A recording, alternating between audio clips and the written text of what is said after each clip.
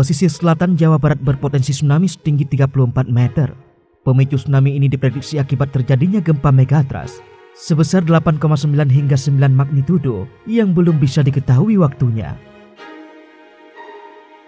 Jika dikalkulasi, kira-kira itu akan mencapai skala 8,9 hingga 9 magnitudo. Terjadi karena itu disubduksi. Kalau dengan jumlah yang besar tersebut, kira-kira 20 meter yang bakal terjadi sampai mungkin di beberapa lokasi bisa 10 meter bisa saja, tergantung pemodelannya. Dalam pernyataan yang disusun Pepen Supendi dan kawan-kawan di Sprenger, disebutkan bahwa potensi ketinggian maksimum tsunami dari gempa bumi megatrust ini bisa mencapai 34 meter di sepanjang pesisir barat Sumatera bagian selatan dan pesisir selatan Jawa dekat Semenanjung Ujung Kulon. Selain pernyataan yang telah dipublikasikan, Harry Andreas juga melakukan pemodelan mengenai resiko tsunami. Menurutnya, potensi tsunami bisa berimbas besar pada peta daerah Jawa Barat, bahkan bisa mengangkat wilayah Pelabuhan Ratu di Kabupaten Sukabumi.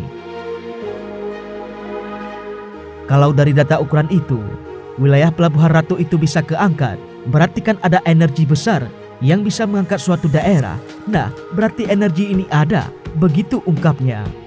Apa itu gempa megatrust? Daryono menjelaskan, pemahaman dalam masyarakat mengenai gempa megatrust sebagai sesuatu yang baru, segera terjadi dalam waktu dekat, punya kekuatan besar, menimbulkan kerusakan dan tsunami dahsyat adalah hal yang kurang tepat. Dalam gempa megatrust terdapat pula istilah zona megatrust. Zona megatrust adalah sebuah istilah untuk menyebutkan jalur subduksi lempeng bumi yang sangat panjang, tetapi cenderung dangkal. Lempeng bumi bertumpukan dengan posisi lempeng di bagian bawah mendorong lempeng yang ada di atasnya. Dalam perkembangannya, zona subduksi diasumsikan sebagai patahan naik yang besar yang kini populer disebut sebagai zona megatrust, begitu sebut Daryono. Maka, zona megatrust adalah istilah untuk menyebutkan sumber gempa berupa tumbukan lempeng yang berada di kedalaman dangkal. Ketika lempeng samudra yang menghujam ke bawah lempeng benua membentuk tegangan di bagian kontak antar lempeng dan bergeser secara tiba-tiba, dengan itu maka gempa akan muncul. Saat gempa muncul, lempeng benua yang ada di lempeng samudra akan terdorong naik atau thrusting. Meskipun megatrust sendiri bukan gempa, lokasinya bisa menjadi sumber gempa jika lempeng-lempengnya bergerak. Dan perlu dicatat, gempa di kawasan megatrust juga tidak selalu gempa besar. Kemudian, menurut EOScience News by American Geophysical Union, gempa megatrust adalah pecahnya batas lempeng yang terjadi di bidang kontak dua lempeng tektonik yang bertemu di zona subduksi. Karena gerakan relatif lempeng tidak terbendung, tekanan terkumpul di area dua lempeng tersebut saling terkunci. Dan pada akhirnya, hal itu pun dilepaskan melalui gempa megatrust.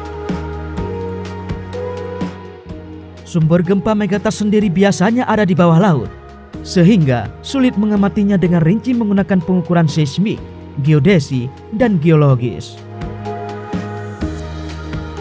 Megatrust juga berpotensi menimbulkan tsunami yang memporak-porandakan, sebab ada pergerakan besar vertikal dasar laut selama gempa. Bukan untuk menakut-nakuti, tapi peringatan.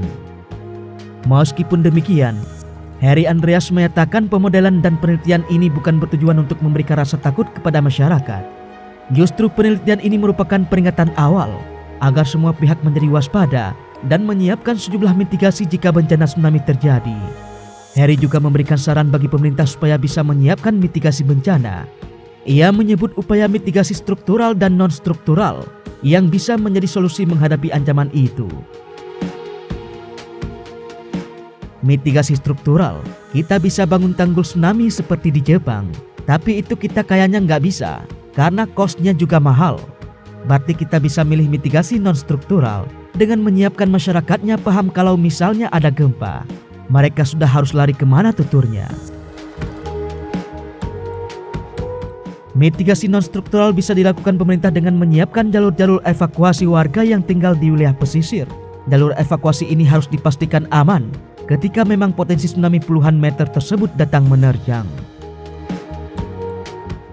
jika disikapinya lebih ke positif saja, bukan untuk menakut-nakuti. Apalagi selatan Jawa Barat sama Banten dijadikan lokasi wisata yang banyak dikunjungi orang, jadi harus disiapkan jalur evakuasinya mau kemana. Orang-orang kalau lari menyelamatkan diri kemana, jadi memang untuk kewaspadaan dari awal, begitu pungkasnya.